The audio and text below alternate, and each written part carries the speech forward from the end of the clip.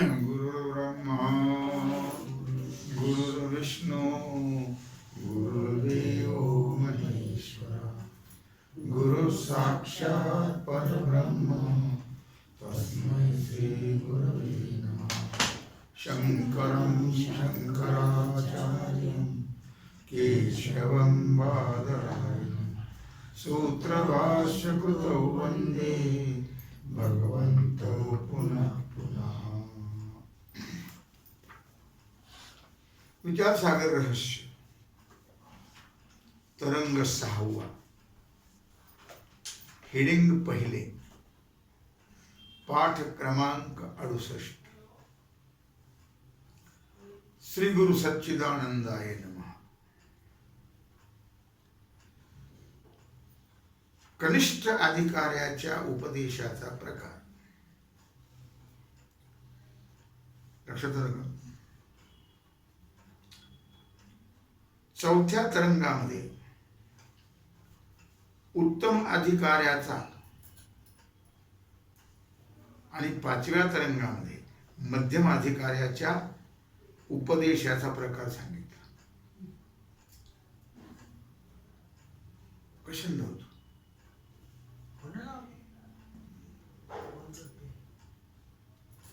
लक्षात आलं काय सांगितलं म्हणजे? चौथ्या तरंगात उत्तम अधिकाऱ्याचा आणि 5व्या तरंगात मध्यम अधिकाऱ्याच्या उपदेशाचा प्रकार सांगितला। कळलं का? उत्तम अधिकाऱ्याला काय सांगितलं? अजातवाद सांगितला। मध्यम अधिकाऱ्याला काय सांगितलं? विवर्तवाद सांगितलं। अर्थातच आता या तरंगात कनिष्ठ अधिकाऱ्याच्या उपदेशाचा प्रकार सांगायचा आहे। कनिष्ठ अधिकाऱ्याची बुद्धी तीव्र असते, परंतु त्याला शंका फार उत्पन्न होते। कळलं? हेच कनिष्ठ अधिकाऱ्याचं लक्षण। म्हणून सर्व शंका निवृत्त करण्याकरता या तरंगात अनंत युक्ती वर्णन केले आहेत। चौथ्या तरंगात सांगितलेला विषय युक्तीनं पुन्हा सांगितला आहे या तरंगात। चौथ्या तरंगाचाच उजळणी याच्यात केलेली आहे। म्हणून श्रवण केलेल्या अर्थाविषयी ज्याला कुतर्क उत्पन्न होतं त्याचं समाधान होण्याकरता हा तरंग उपयोगी आहे। कुतर्क म्हणजे विपरीत दुराग्रह। बाजूला लिहून ठेवा। कुतर्क म्हणजे विपरीत दुराग्रह। त्याचं समाधान होण्यास हा तरंग उपयोगी आहे। 5व्या तरंगाचे आरंभी चैतन्याहून भिन्न अज्ञान आणि तत्कार्य प्रपंच हे स्वप्नाप्रमाणे मिथ्या आहेत असं श्रीगुरूंनी सांगितलं। कळलं? 5व्या तरंगाची आरंभी चैतन्याहून भिन्न अज्ञान आणि अज्ञान कार्य प्रपंच हे सर्व स्वप्नाप्रमाणे मिथ्या आहेत असं श्रीगुरूंनी सांगितलं। ते ऐकून आपल्या दोन्ही बंधूचं समाधान झालेलं पाहून तिसरा शिष्य तर्कदृष्टी हा साशंकित झाला। म्हणजे त्याला शंका निर्माण झाली। त्याच्या मनामध्ये असा तर्क उत्पन्न झाला की स्वप्नातील सर्व पदार्थ मिथ्या असतात हे गृहीत धरून असतातच। मग तो दृष्टांत घेऊन त्या दृष्टांताने जगाला मिथ्या म्हणतात। स्वप्न दृष्टांत घेऊन जगाला मिथ्या म्हणतात. लक्षात. पण स्वप्न पदार्थ अनिर्वचनीय मिथ्या आहेत. सतही नाहीत आणि असतही नाही. सत म्हणावं तर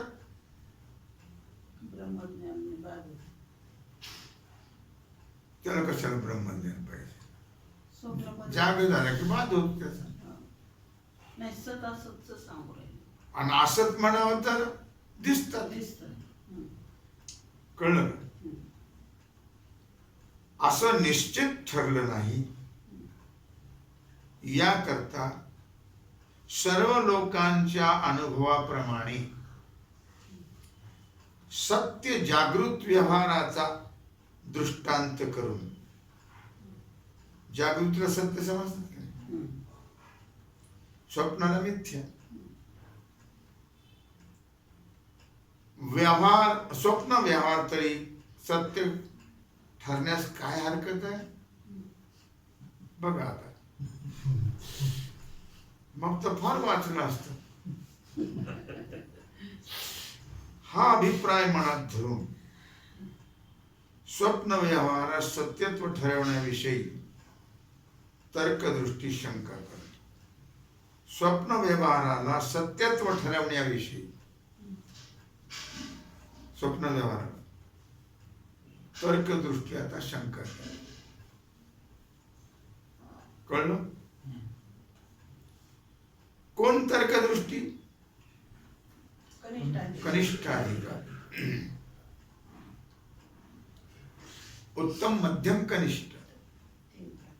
उत्तम अधिकाऱ्याला चौथा तरंग, मध्यम अधिकाऱ्याला पाचवा आणि कनिष्ठ अधिकाऱ्याला सहावा तरंग. आता स्वप्न पदार्थ दोन कारणामुळे सत्य आहे.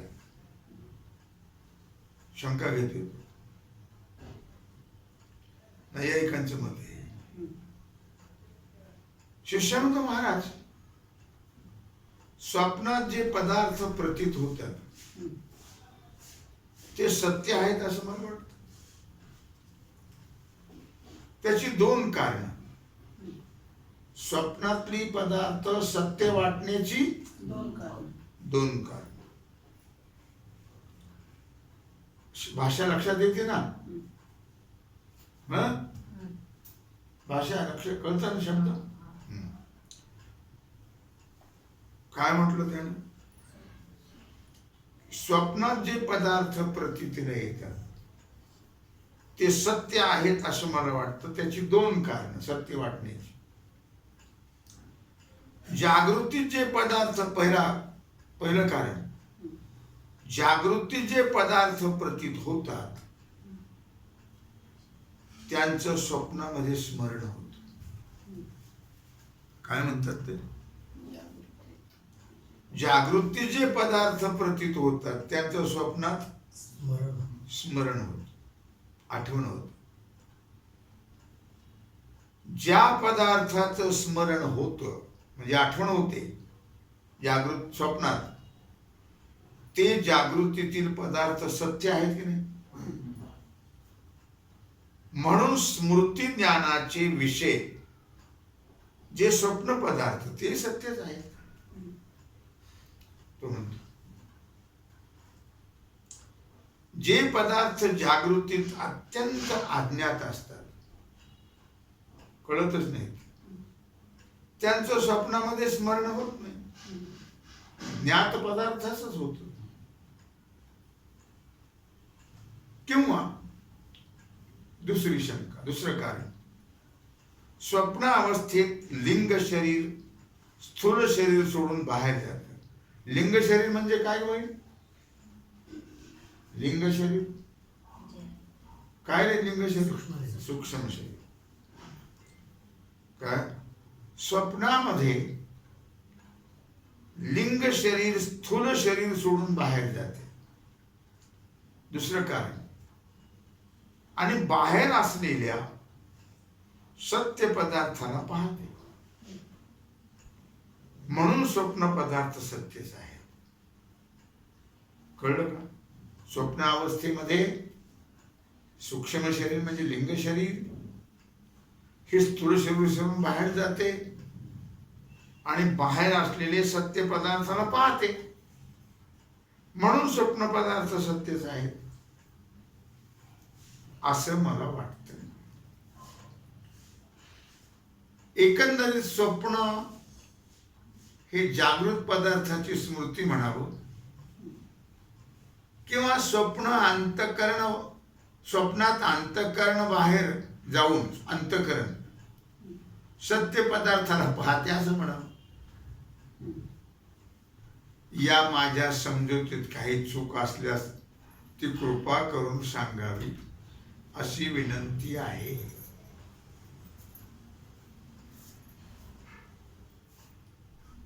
आता हेडिंग 3. वरील दोन्ही कारणांनी स्वप्न पदार्थ सत्य ठरणार नाही. त्यांनी 2 कारण दिली की नाही. एक कारण दिलं की स्वप्न पदार्थ जागृतीतल्या सत्य पदार्थाच्या स्वप्नात स्मृती होते, आणि दुसरं कारण दिलं की सूक्ष्म शरीर बाहेर जातं आणि सत्य पदार्थाला पाहतात. अशी 2 कारणं दिली त्यांनी. ही वरील दोन्ही कारणांनी स्वप्न पदार्थ सत्य ठरणार नाहीत. श्रीगुरु म्हणतात पहिलं कारण, त्याचं उत्तर देतात, स्वप्नातील पदार्थ ज्ञानास स्मृती म्हणता येणार नाही. तो काय म्हणला होता की स्वप्नात त्याची स्मृती होते, स्मरण होते, तर ते स्वप्नामध्ये श्रीगुरु म्हणतात स्वप्नातील पदार्थास ज्ञानास स्मृती म्हणता येणार नाही. भूतकाली पाहिलेल्या, भूतकाली म्हणजे काय बाई, भूतकाली झालेला मागचा काळ, भूतकाली पाहिलेल्या पदार्थाशी वृत्तीचा संबंध न होता केवळ संस्कारापासून जे ज्ञान होते त्याला स्मृती म्हणतात. कळलं? संस्कारापासून जे ज्ञान होते त्याला स्मृती म्हणतात. हा हत्ती समोर उभा आहे असं जे स्वप्नातलं ज्ञान ते स्मृती नाही, मागची आठवण नाही आहे ती जागृतीतली. कारण वृत्तीचा संबंध हत्तीशी आहे म्हणून ते प्रत्यक्ष आहे ना. तिथं स्मृती कसं म्हणते, प्रत्यक्ष दिसतोय काय, दिसला नसता तर स्मृती म्हटलं असत.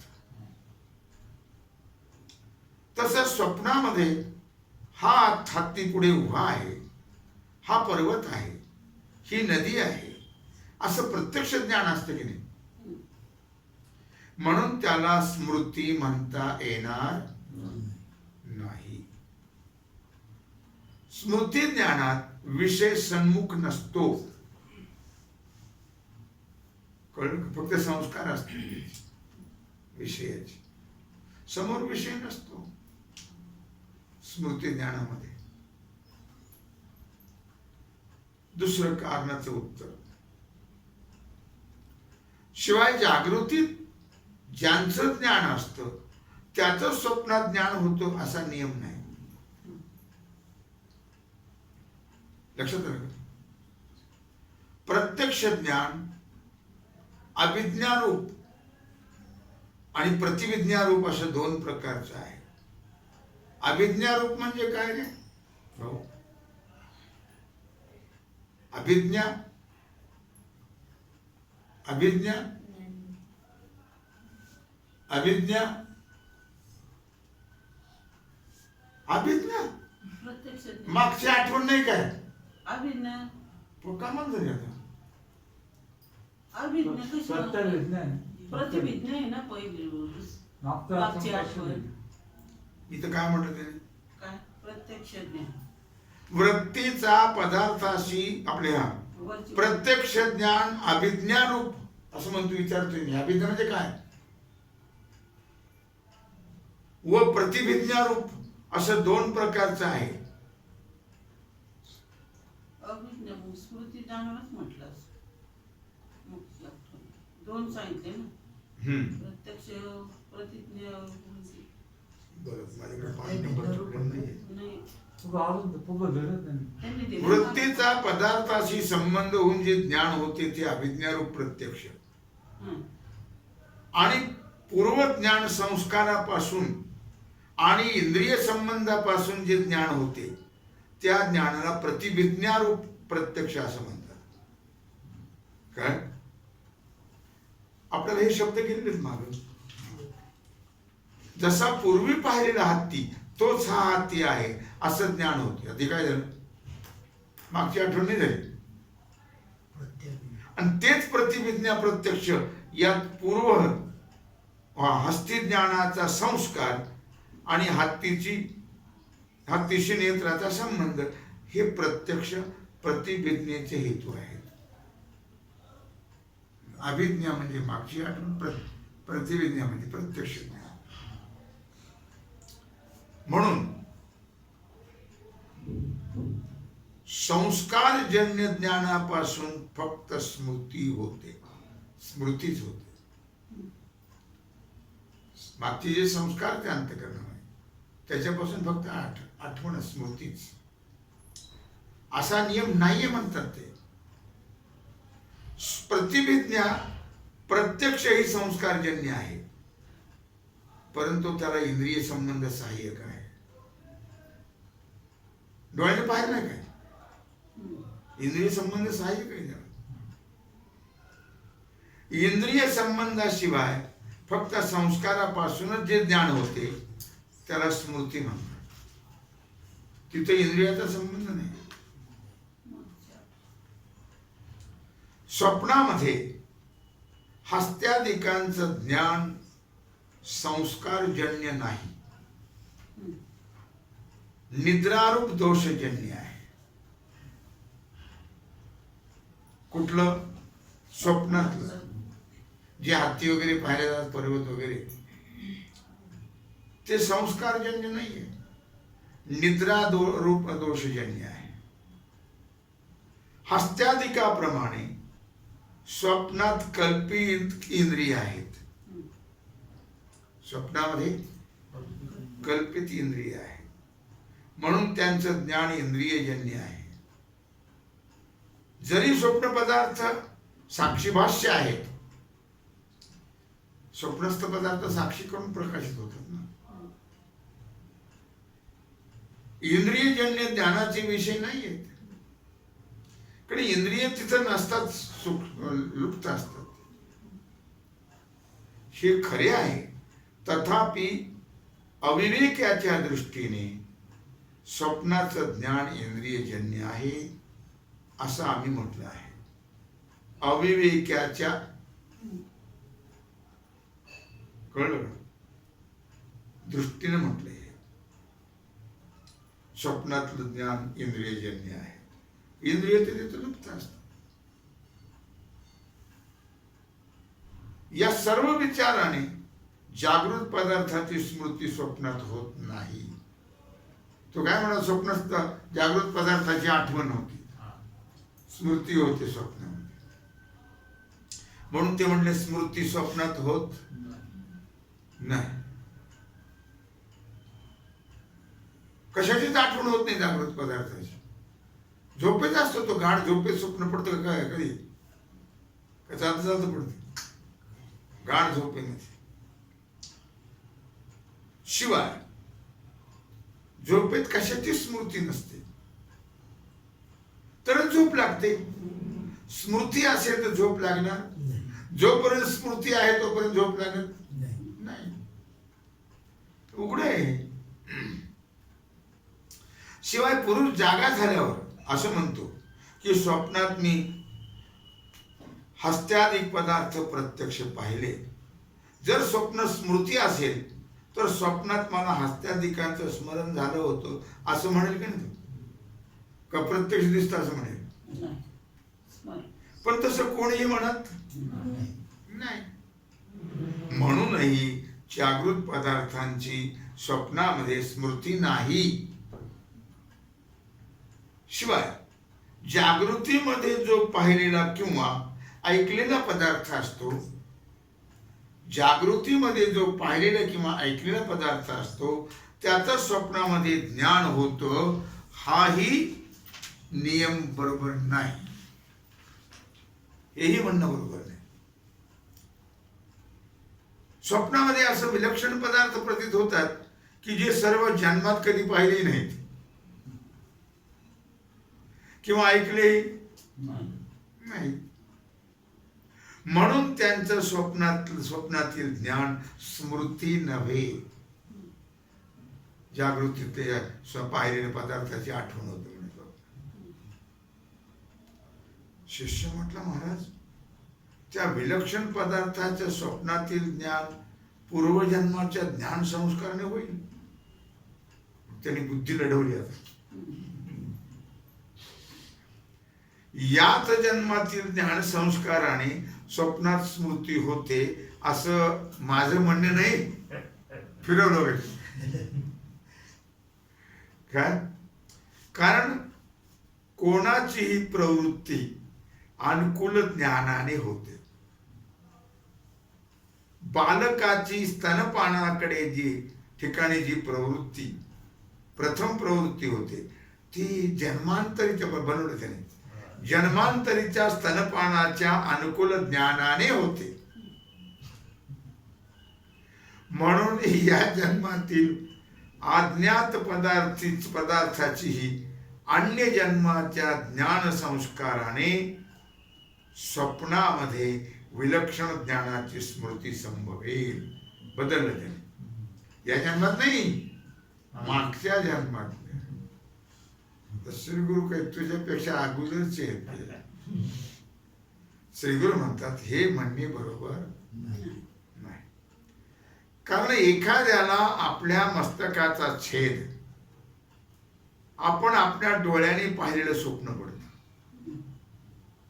कधी कधी आपलं प्रेत चाललेलं आपल्याला स्वप्नात दिसतं. हे कधी मागे घडलं होतं? आपल्या डोळ्याने आपल्या मस्तकाचा छेद पाहणं कोणत्याही जन्मात संभवनीय का? नाही. म्हणून जागृत पदार्थांच्या ज्ञानसंस्काराने स्वप्नात स्मृती होत नाही असंच म्हटलं पाहिजे. आता हा काय लढवतो बुद्धी बघा. शिष्य म्हणतो, महाराज आपल्या मस्तकाचा छेद आपल्या डोळ्यांनी पाहणं संभवनीय नसेल, दुसऱ्याच्या मस्तकाचा छेद जागृतीत पाहिलेला असतो. आणि त्या ज्ञानाच्या संस्काराने स्वप्नात आपल्या मस्तकाचा छेद तो पाहतो. एवढंच हुशार आहे तो, काही सामान्य आहे. परंतु त्याचाही संस्कार कारण असल्यामुळे त्याला स्मृती म्हणायला काय हरकत आहे? सगळे म्हणतात हेही म्हणणं बरोबर नाही. कारण दुसऱ्या व्यक्तीचा शिरच्छेद जागृतीत पाहिला असल्यामुळे संस्कारही दुसऱ्याच्या शिरच्छेदाच्या ज्ञानाचाच होईल की नाही? का आपल्या? दुसरा जेवत होता आणि माझं पोट भरलं, कसं शक्य आहे? त्या संस्कारापासून स्वशिरच्छेदाची स्मृती कशी काय होईल? असं असूनही होईल असं मानलं तर ज्ञात पदार्थाच्या संस्काराने वाटेल त्या अज्ञात पदार्थाची स्मृती मानावी लागेल. वाटेल त्या. हे सर्वथैव अनुभवाच्या विरुद्ध आहे. म्हणून स्वप्नज्ञानास स्मृती मानणं घडत नाही. किती फिरवतो. स्वप्न स्मृती खंडनाविषयी अनेक युक्ती ग्रंथकारांनी सांगितलेल्या आहेत. परंतु स्मृती ज्ञानाचा विषय सन्मुख प्रतीत होत कसं काय? मग स्मृती कशाला म्हणायचं? मग प्रत्यक्षच म्हणायचं. हे पूर्वोक्त दूषण अतिप्रबल आहे. स्वप्नामध्ये तर हास्यादी सन्मुख प्रतीत होतात, डोळ्याने पाहतोय तो, या नाही. म्हणून स्वप्नस्थ पदार्थाच्या ज्ञानास स्मृती म्हणणं अत्यंत निर्युक्तिक आहे. आता लिंग शरीर बाहेर जाऊन सत्य पदार्थ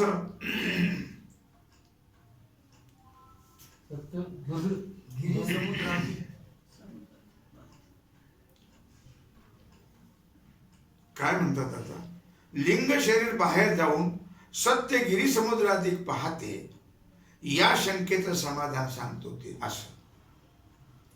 जर स्थूल शरीर सोडून लिंग शरीर बाहेर जाऊन सत्य समुद्राधिक पाहते असं म्हणावं, तर लिंग शरीर बाहेर निघण्याचं जसं मरणकाली शरीर भयंकर प्रतीत होते, लिंग शरीर बाहेर गेल्यानंतर, तसं स्वप्नकाली लिंग शरीर बाहेर गेल्यामुळे स्थूल शरीर अमंगल होत नाही, प्राणरहित होत नाही, कारण मृत समान झालं पाहिजे. मग तसं तर काही होत नाही. तसं तर होतही नाही.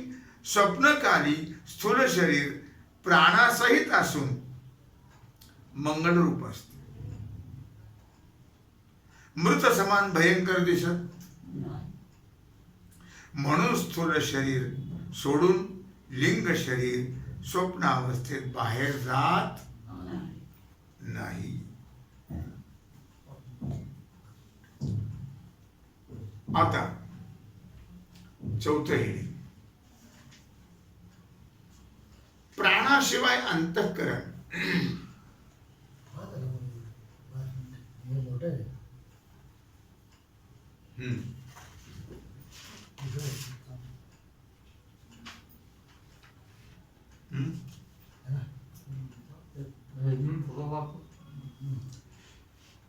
प्राणाशिवाय अंतःकरण व इंद्रिय बाहेर जाऊन सत्य पदार्थ पाहतात. प्राणाशिवाय, म्हणून स्वप्न पदार्थ सत्य आहेत, याबद्दल शंका होती. आता प्राणाशिवाय कसे काय जातील बाहेर? इंद्रिय तर जड आहेत ना, वृत्ती सुद्धा जाऊ शकत नाही, आभासासह जाते. मग इंद्रिय कसे जातील प्राणाशिवाय? कोणीतरी बरोबर त्यांचे आभास पाहिजे. याचा विचार, शंका व समाधान हे आपण उद्या पाहू. तेव्हा त्यांची सेवा भगवत चरणी समर्पित करून राहिलेला जो सेवेचा भाग आहे तो आपण उद्या पाहू. पुंडलिक वरदे हर विठ्ठल श्री ज्ञानदेव तुकाराम.